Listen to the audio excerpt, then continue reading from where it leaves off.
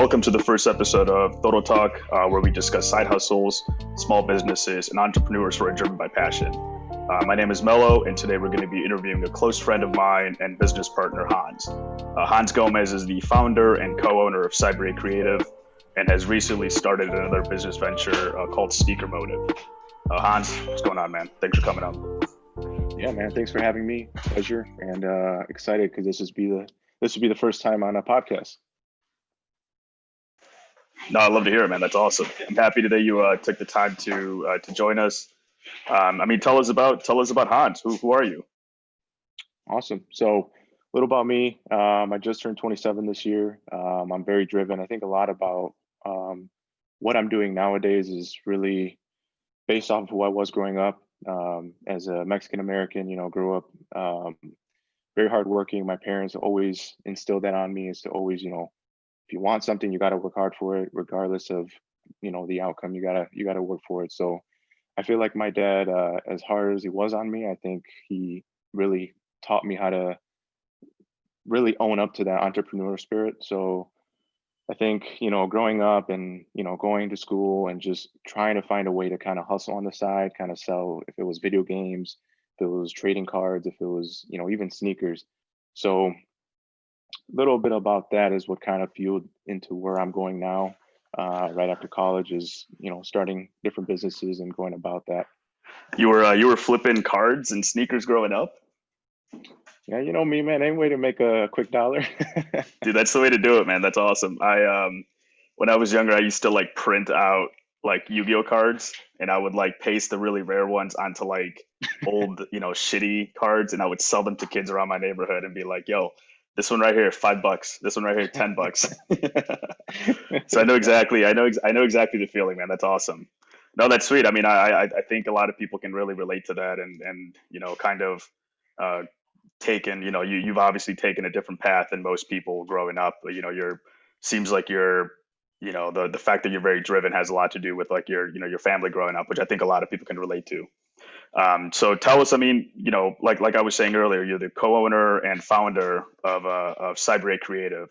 And Cyber8 Creative is a brand strategy, creative design, and digital marketing agency. So you tell us, what made you start Cyber8 Creative? Why, at what point did you say, hey, I need to start this agency. I need to start working with small businesses. Like, what was your thought process with that? Okay. Yeah, I love this question because I think what main reason why I'm very passionate about that question is because the upbringing of why I wanted to start that business. Where I'm from, Round Lake, Illinois, is a very small community, very small town, Lake County, Illinois, say about an hour north of Chicago.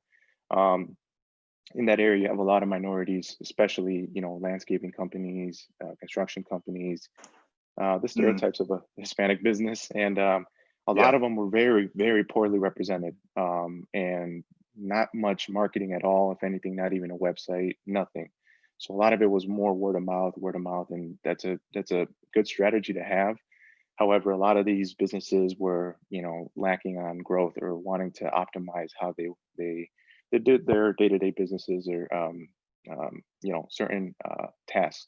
And so why I wanted to start Cyber8 was because I wanted to help the unrepresented, a lot of the smaller businesses, especially minority-owned businesses. And it's not just Latino businesses; it's a lot of, African American businesses, Asian businesses. So my biggest push was wanting to help those, small communities, um, to really help them with a lot of their branding, their digital marketing strategy, with a lot of graphic design, whether that's merch design, anything like that. Because I look at another good example is like my parents. They own a construction business, and for many years, they've always just had the same repeating customers.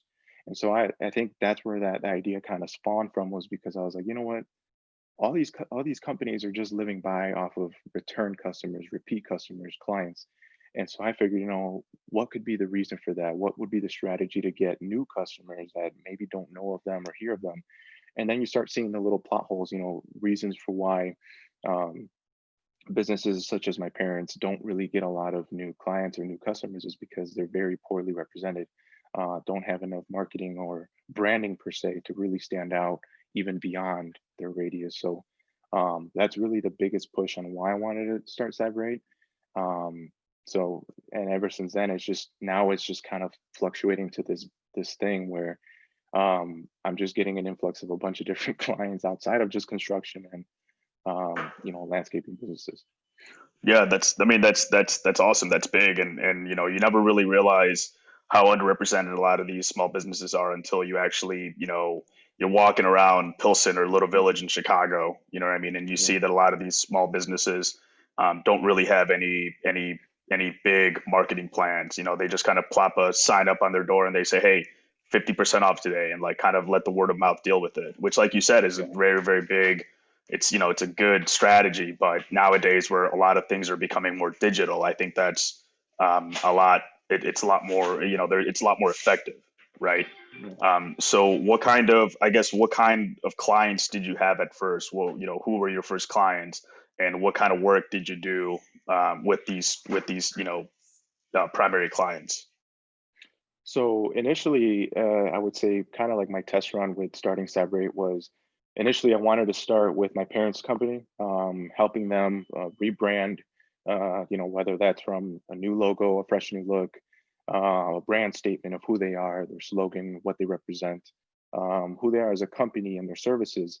At that point, we went on towards, business cards, and then, but to really finalize on everything, I wanted to make sure that my parents had a business or sorry, a website for their business, because everything kind of has to revolve around each other. Everything has to align when we're talking about visuals and design. So I wanted the whole brand to be a package to be together. So working with them first, I saw some success. I started seeing a lot of people starting to reach out, and it's really because it starts to become like an eye candy where people are like, man, this business looks interesting. How have I never heard of them if they've been around for more than 14 years? So I think that's a big plus for me when I look at stuff like that. That makes me want to achieve the same results when I work with other small businesses.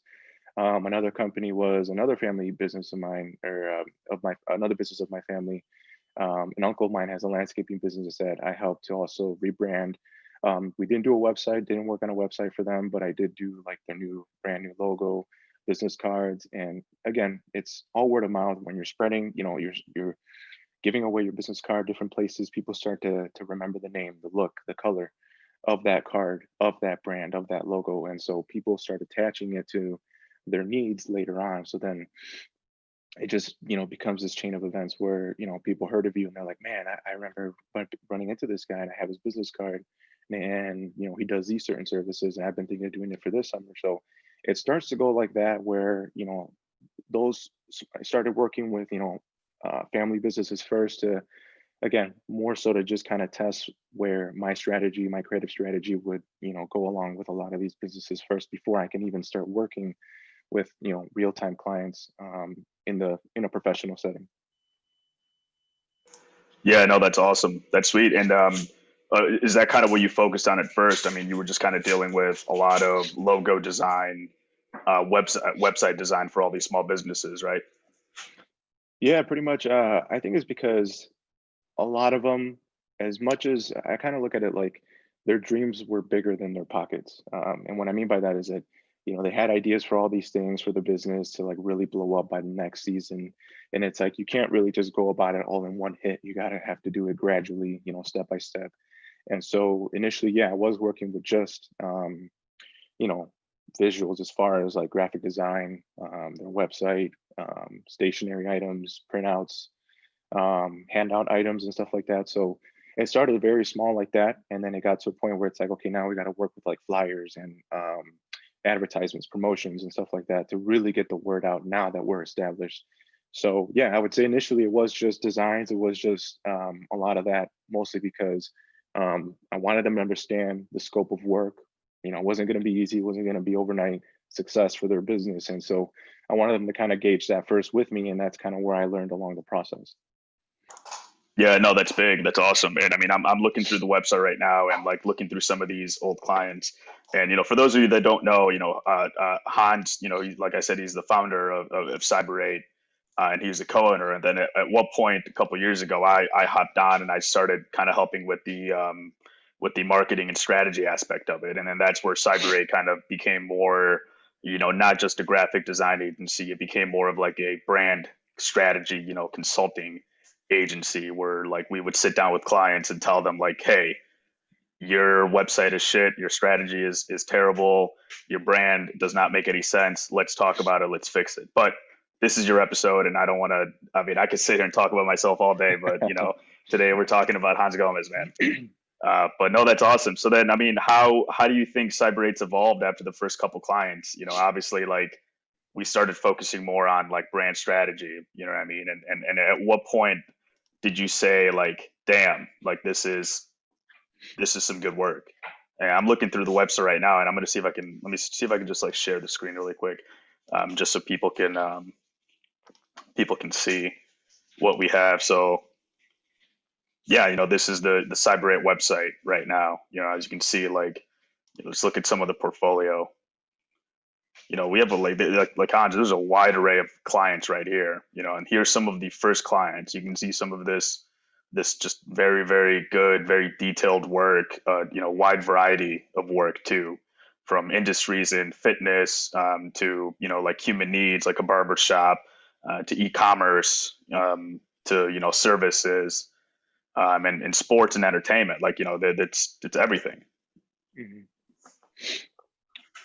So I mean, it's crazy because initially, like I said, my main focus was just helping small companies, small brands. And I think it started to take off because when I started experimenting with other companies or other brands, or just people wanting certain designs, I started going with a little bit more edgier kind of design, a little bit more eye-popping, something you would even wear on a t-shirt. And so at that point, it caught steam where I was sharing it on social media, and people were like, "Man, you know what? I didn't even know you could design. Like, I would love to see some of that stuff. Like, can you do a business card for me? Can you do a logo for my, photography brand or whatever it may be?" And so, at that point, I started exposing myself a little bit more to different industries. And that's when I kind of understood. I was like, you know what, maybe this is for me, but also not just working with small businesses, small construction businesses, but maybe even working in like and like, as we just saw, like entertainment, like barbers, barbershops, salons, other than outside of construction, also like food services and all that. So when I started seeing that and seeing those diversity of different clients coming in different industries, I was like, okay, Cyber8 is gonna, if it's gonna take off, I gotta get ready. And so, again, so for everyone listening, when Carmelo jumped on, it really helped out a lot because it's one thing where you're kind of taking on projects on your own, the design aspect of it, but then, word of advice, if you're going to start a business, you always want to go in with a team, just because, when you start doing things by yourself, you miss little details. You kind of lack on a lot of different efforts and other, really just other things that you might have missed that could have made the process better. And so that's kind of why, when I started seeing Cyber8 blow up, I was like, okay, I gotta build a team because who knows and that's all within a year. When started, one of the coolest things that I noticed was I never imagined that Cyber8 would get into the music industry, and we started seeing that with different labels That was the outside of game Chicago. changer. That was the That game was changer, man. that That was was game big. changing. It was big because we were like, it's crazy for everyone listening. Man, this was the craziest experience because me and Carmelo, we saw this opportunity where we're like, okay, time to do some research, time to go into this and like kind of go in, with a dry brush to understand what it is that we needed to do and how to get it done and how to go about with these clients. Like, what packages can we offer? What processes? And so how do we integrate their business model integrate a business model into what they currently have, what systems they currently have as artists. And so, we started looking into it, what platforms took off better, how to drive results into certain platforms, more views, more clicks, everything. And so as we started getting into that, we're like, man, if we can take this on with music, what else can we really do? And so that's kind of like where, started seeing that with Cyber8, where I was like, okay, so we can adapt. We can definitely adapt to different industries. And that was the coolest thing about it. Yeah, no, I completely agree. That the music industry, that was a game changer. And even then, I feel like now a lot of our newer clients, we're getting a lot of artists that are coming in, which Mhm. is huge. But I mean, that's all really good positive stuff. But I guess what would you say was like some of the hardships, throughout this process of you, starting Cyber8? What do you think was some of the difficult parts of the work that you've been doing, or stuff that you've learned along the way? So from the very beginning, I think the struggling parts were the idea was there as far as what you wanted to do. What was the goal, I guess, with starting the business? But ironically, as a designer, as someone with a creative mindset, I was struggling a lot with nailing down my brand, you know, and that's where the irony kind of kicks in, because, you're over here establishing different brands and pretty much navigating everything to do with how design is standardized for these clients. And I couldn't even do it for myself. And it was which mostly which is because, ironic. It's a branding yes, agency, and then like you were kind of. I feel like at first we're like, all right, maybe the logo should look like this, or maybe the color should be yeah, this, and it's yeah, yeah, that was it. That's big. yeah. And so I think the biggest, I would say the a big trial was, as much as you want to practice what you preach, there's certain things that you're kind of struggling on because you just want to perfect it. And that's, I would say that's kind of where my OCD comes in, very detail oriented. So when I see little things like that, I start to picture it on other things. So we started working on the logo, started working on the branding itself for Cyber8. And as cool as it looked, after a while it started to die off. It's like, man, that's not what I want Cyber8 to look like. I don't want Cyber8 to come off weak. I didn't want it to come off vague or dull. And so, I started changing and I started adding different color to it. And I'm like, Yeah, after, yeah, again, yeah. same thing, after a while, it's like again, same thing. It's not hitting right. Like I'm not vibing with this. So then a little bit more trial and error, finally nailed it down. Cyber8 became this like icon. It's, at least for us, obviously, for everyone else that might not know about Cyber8, but for those that do, that image, that icon, our logo, it just kind of stands out. Very modern, very sleek, and so um, very very happy to where it all developed and how it evolved. So definitely, I would say, biggest challenge was, you know finding the identity for Cyber8. And really just because if it's your baby, you want it to be, Yeah. how you Mhm. envision, how you want it to look. So And what do so you we think about want to it really, now? The brand that the Cyber8 brand right now. What do you think of that? What do you think the Cyber8 brand represents right now? honestly, I think it honestly represents change. It represents strength. I think I would say, it's kind of like hitting a reset button. And where that kind of ties in, um, where it's like a funny story with all this, is because with a lot of brands, a lot of companies we work with, we always want to hit a reset button. It's like, you did it this way, this is how you look now, these are your results currently, let's refresh, let's hit that reset button, let's get you really started, let's build you from the bottom up again. And that's where we start rebranding. And so I look at, the number 8 for Cyber8, actually, I believe in Chinese culture, it represents, to bring a new, to restart, to bring new to your life. And so when people ask, why Cyber8, and so the 8 is really what, forget cyber and creative. We already know creative, and then cyber, we're talking about technology and everything. But the 8 really stands out because again, the icon for the 8 represents to bring a new. And so for a lot of these brands, is what we really want to do is to just kind of refresh and bring a new to their look, to their business, their processes, the way they do things. And that's really what I'm happy about with, going about with Cyber8. That's big. I mean, I actually that's awesome.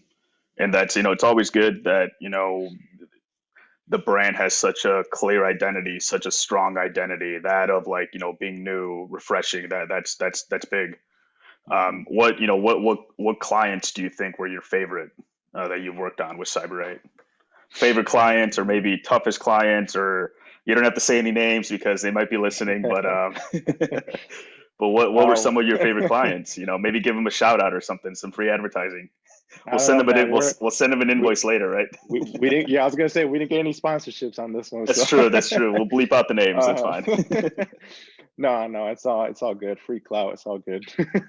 um, so I would say my personal favorite clients would be, I'd say the ones in the fitness industry and the supplement industry.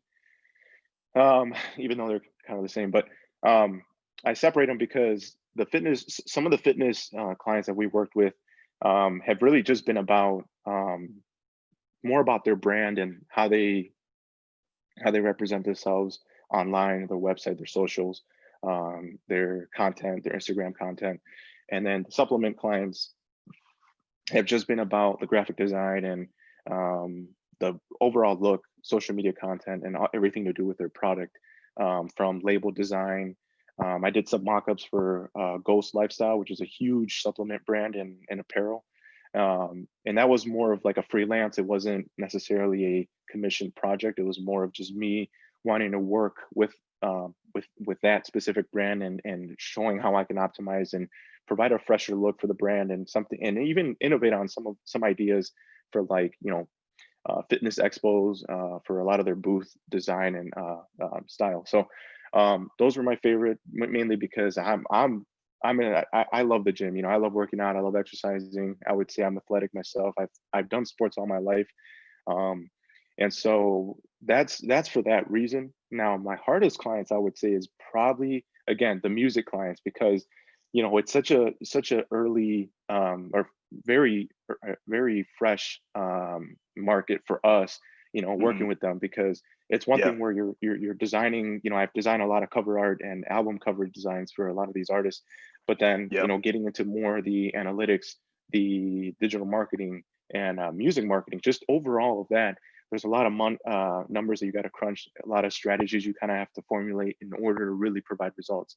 And mainly because if you're basically, it's not just a person, it's their brand. So it's basically like, if they look bad, that's my fault. So I got to make sure that everything that we work with those with those clients, with those artists, that we make sure that not only do they look good, but their numbers look good. So I think that's one of the biggest challenges, one of the hardest clients or industries that we've worked within Cyber8.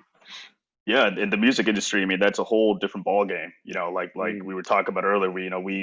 Your experience was with small businesses first, and then we started yeah. going into more of like the e-commerce route, and we worked with either businesses who did all their work online or businesses who had like a brick and mortar store, and that was where all the experience was at. But then you throw in the music industry, and it's like, man, that is a whole different ball game. Like the Right. rules are so much different there. The standards are just so much different there that it takes a while to really fully understand it and fully get a grasp of it. But it seems like Cyber8's been doing an awesome job at tackling that and overcoming all Hmm. the obstacles for that. Which Yeah. which is not easy. It's tough. A lot of people Yeah. will say, I don't have experience in music industry. I'm gonna stop. You know what I mean? Whereas Cyber8 said, fuck it, we're gonna keep going, which is big. You know, Hmm. where do you see Cyber8 in the future? What do you see as where do you see Cyber8 in the next year or the next 5, 10 years?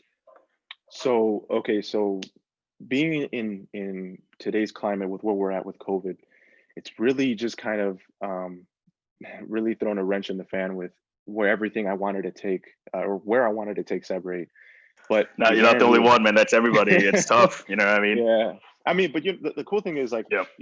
as humans, we learn, we adapt, and we come out stronger, right? So I think the biggest thing with Cyber8 was, okay, at first I wanted to start, if it got to that point, you know, start building an office, build a headquarters, building the team, get an actual hub for everyone to start, collaborating, working together, get clients to come in and meet us and everything.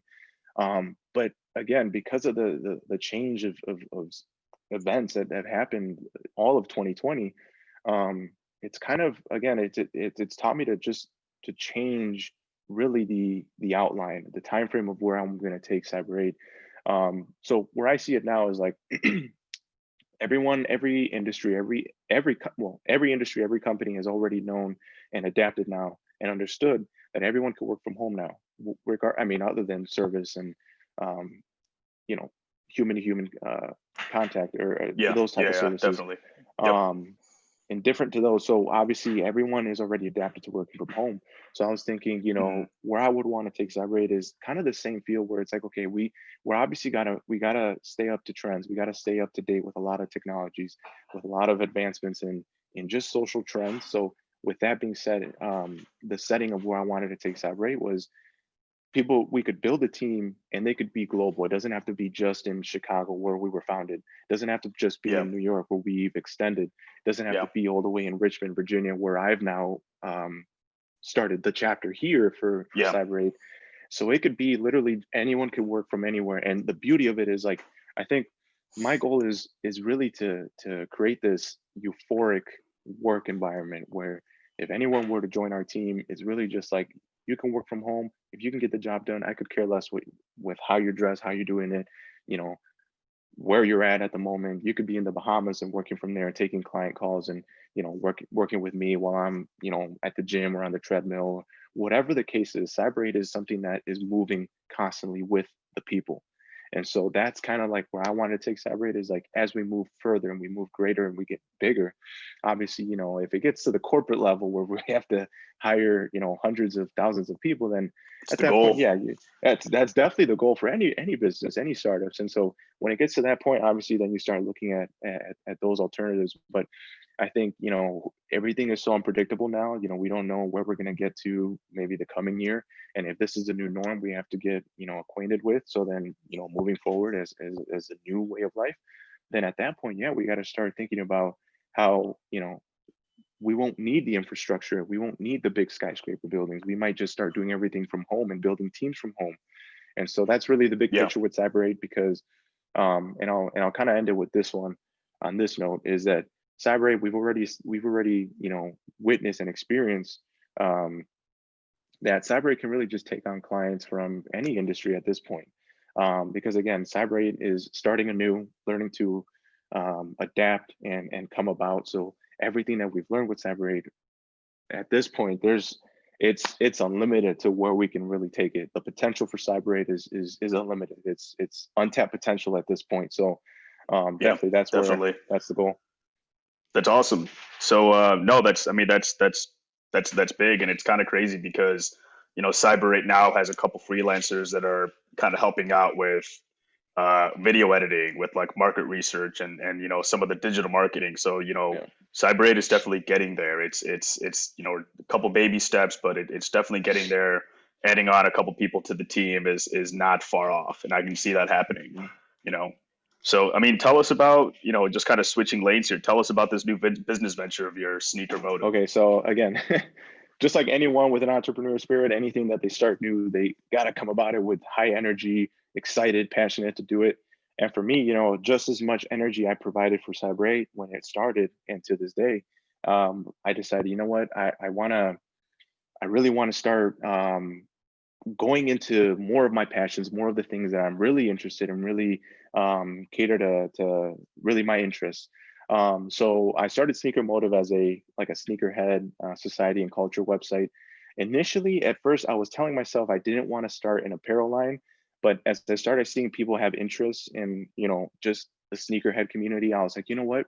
The sneakerhead community has a lot of people who are into sneakers, the hype around sneakers and new releases, old releases. And so I was like, you know what, but we don't really have a staple of like a clothing apparel or anything like that that really um, showcases that sneakerhead community. And so I started Sneaker Motive because for me, I was like, you know what, I'm a sneakerhead myself. I love sneakers. For me, it's not just about the trend, it's more about the motive behind wearing sneakers. And that's where that name came about, is Sneaker Motive. Oh, And nice. so like really, like, for example, like, there's days where you're like, you just got a fresh cut, you're leaving your apartment, your house, whatever it may be, the basement, whatever. Got the honeys looking at you when you You walk know what I'm saying? outside, the Like, you know what I'm usual, saying? right? Like, you tell yourself, you're hyping yourself up before you go out for the night. And every guy does this. And even females, we all do this. We're like, you know what shoe, like, we can pick out a fit, but the shoes are the staple. It's like the last piece of the puzzle where you're like, man, what? And so really, when I say, so our motto is do what moves you. For Sneaker Motive, do what moves you, is because whatever sneaker you get or whatever sneaker you put on for the night, for the day, do what moves you. Pick the one that's going to motivate you for the day, that's going to like push you, and so that's kind of like the idea behind it. I know it kind of sounds like Nike, just do it, but for us is more of the motive, the motivation behind why you're Competition wearing is the good. sneakers. Competition is good. Little company, big company. Small fish, big fish. No, that's great. That's great. I mean, I think I'm very excited to see where Sneaker Motive Sneaker Motives goes. For those of you listening, Sneaker Motive, SNKR MOTIV.com. Check them out. Some pretty cool pair of lines. We got the new launch EJ20X coming out soon. November what, 12th? Is I that believe right? that's on the 18th. Yeah, I 18th, haven't November planned on 18th. changing the date. That's another thing too, is I'm trying to stay committed to the dates, just so that all releases are consistent, and rather than just switching them up last Yeah, minute. yeah. No, definitely. So I mean, there's definitely people listening here who obviously want to start something of their own, whether it's want to start their own small business or want to start their own side hustle. I mean, what kind of advice would you give those people? I always tell this to myself: if it sounds crazy, it's worth it. Reason because whatever it is that you want to do, and say for example, like for example, I tell my wife this all the time. She's an esthetician, so she's a licensed esthetician, so she works with skincare, and she loves doing makeup too. And so a lot of people, when they go to college, they're not like, oh, I want to go to college to be a makeup, a beauty person. And so that's kind of like, those are more of like things you can kind of pick up outside of college. You don't have to go to school for those things. And so what I say is like, so for example, everything to do with, if it sounds crazy, just then it's worth it, is because usually we want to go with what is gonna, we always, most of the times we want to go with something that is gonna produce the most money, that's gonna the higher reward. But at the end of the day, if you're not doing it with what you're passionate about, then you're not gonna achieve that reward. So it's always like, you got to kind of like go about it with what you're passionate for. The money is last. You don't even think about it. At one point you start seeing it, an influx of it just coming in is like, it's like a blessing. So you don't even think about it. So like, just like I tell my wife, if this is your passion, just do it. I know it sounds crazy making this a career out of it, but trust me, one day it's gonna blow up. Same thing I tell to everyone. You know what? Hey, you want to start a vlog, to talk about cars or whatever, do it. Trust me, I know it sounds crazy to think that one day you might leave your career of a 4-year degree, and then all of a sudden this is going to blow up. It's going to happen if you're just consistent. You're passionate about it, and nothing else is going to tear that down. So the crazy part is really just the idea of like, man, this just sounds a little too crazy. I don't see myself stopping what I'm doing now just to start this. But trust me, if it sounds crazy, it's worth your time. It's good. It's moving words, man. I'm happy to hear that. That's awesome. No, I mean, Hans, thanks a lot for the time. And again, for everybody listening, Cyber8 Creative, cyber, the number eight, creative.com, for all your brand strategy, creative design, and digital marketing needs. Also, any sort of business consulting you might need, check them out. All the socials are, what are the socials, Hans? Your IG is Cyber8 They're Creative. all, you could always find us on everything. Cyber8 Creative together, all together. Cyber8 Creative. Yep. Love it. Awesome. Perfect. Cool. All right, Hans, thanks a lot for the No time, man. problem. Appreciate it. Peace.